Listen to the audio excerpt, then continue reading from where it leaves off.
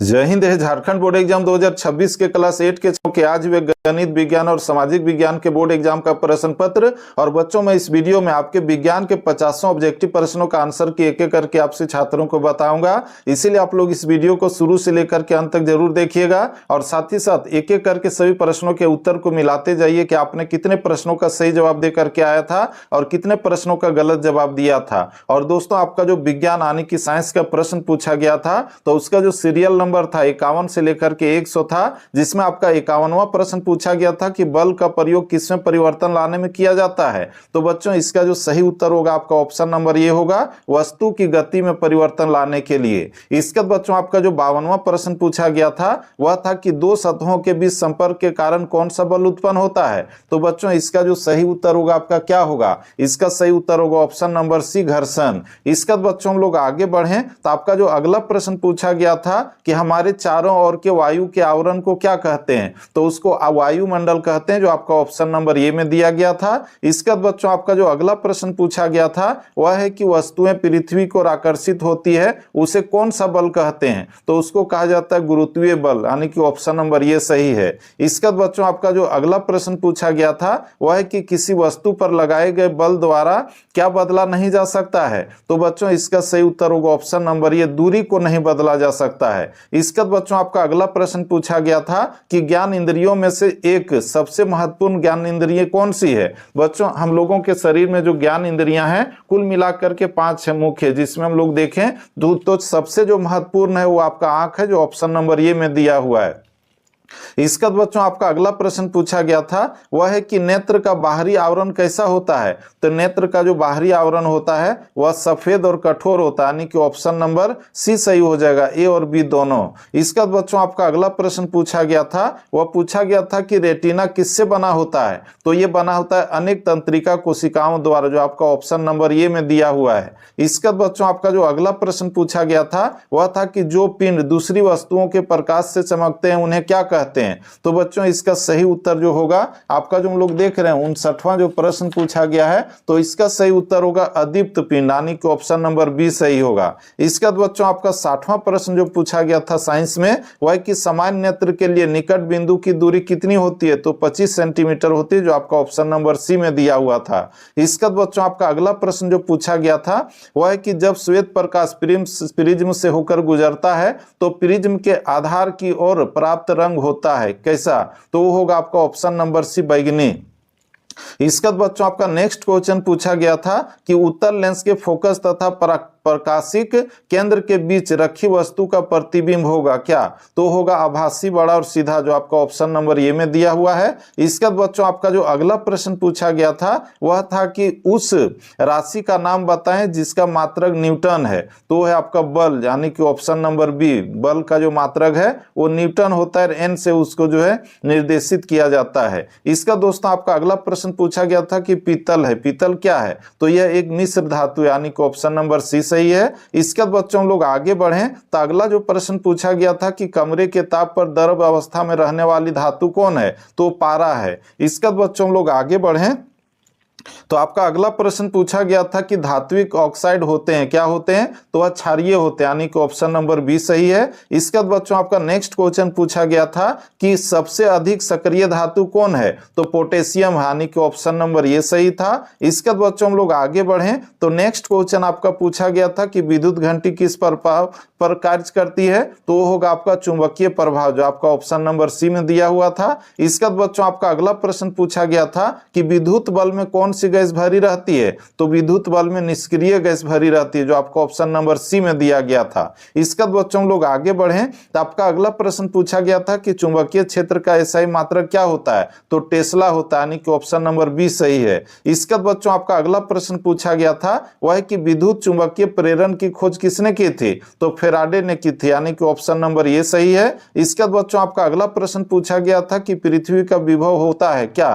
तो वो शून्य होता है, यानी कि ऑप्शन नंबर सी सही है। इसका बच्चों, आपका नेक्स्ट क्वेश्चन है वह है कि कौन विद्युत धारा बहुत कम प्रवाहित होने पर भी दीप्त होता है। तो होगा आपका ऑप्शन नंबर बी, यानी कि एलईडी।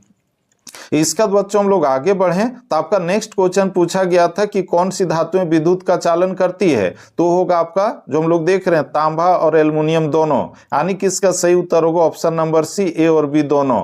इसका बच्चों आपका जो अगला प्रश्न पूछा गया है वह है कि वह पदार्थ जो अपने से होकर विद्युत धारा को प्रवाहित होने देते हैं वे विद्युत के क्या कहलाते हैं, तो वह विद्युत के सुचालक कहलाते हैं, यानी कि ऑप्शन नंबर बी सही है। इसके बाद बच्चों हम लोग आगे बढ़ें तो आपका जो अगला प्रश्न पूछा गया था कि बैलों द्वारा गाड़ी को खींचना किस बल का उदाहरण है, तो वह आपका पेशीय बल का उदाहरण जो ऑप्शन नंबर ए में दिया गया है।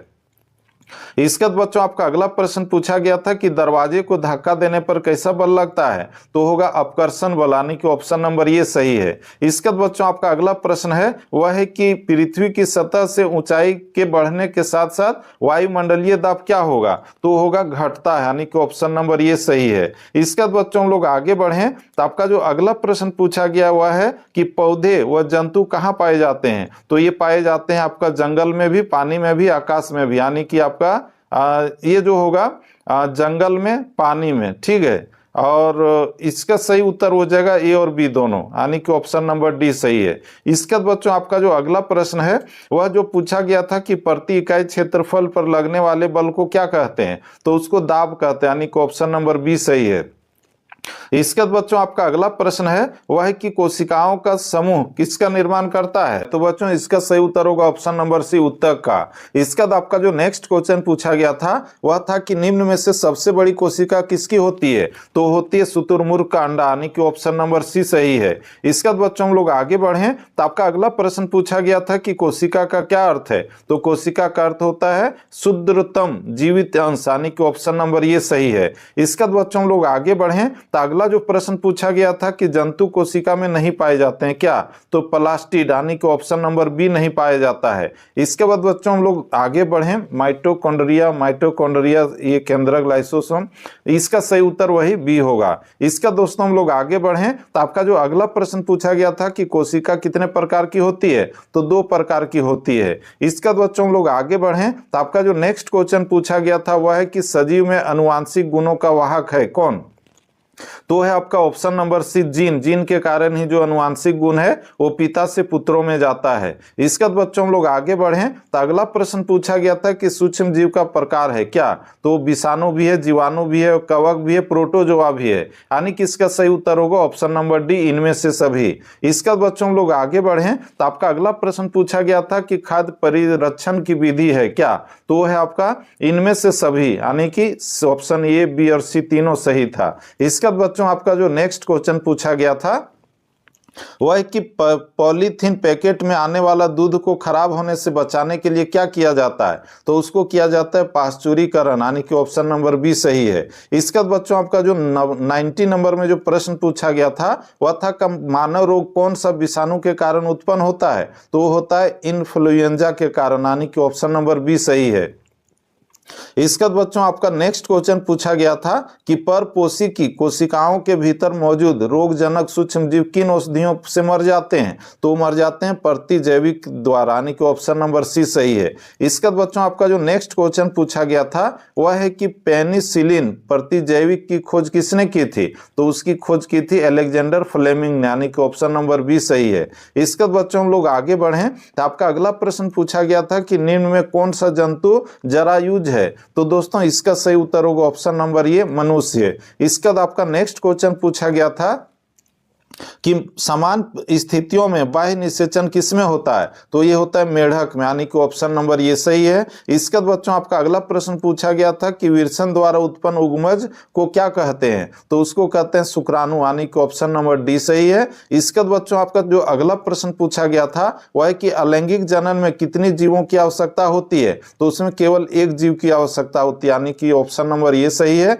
इसके बाद बच्चों हम लोग आगे बढ़े तो आपका अगला प्रश्न पूछा गया था कि मुकुलन द्वारा जनन निम्न में से किसमें होता है, तो ये होता है हाइड्रा में, यानी कि ऑप्शन नंबर ये सही है। इसके बाद बच्चों आपका अगला प्रश्न पूछा गया था कि माइटोकॉन्ड्रिया किसमें अनुपस्थित होता है, तो ये जो है जीवाणु में अनुपस्थित होता है, यानी कि ऑप्शन नंबर सी सही है। तो दोस्तों अभी तक मैंने आप लोगों को इसमें 48 प्रश्नों का उत्तर बता दिया है साइंस का।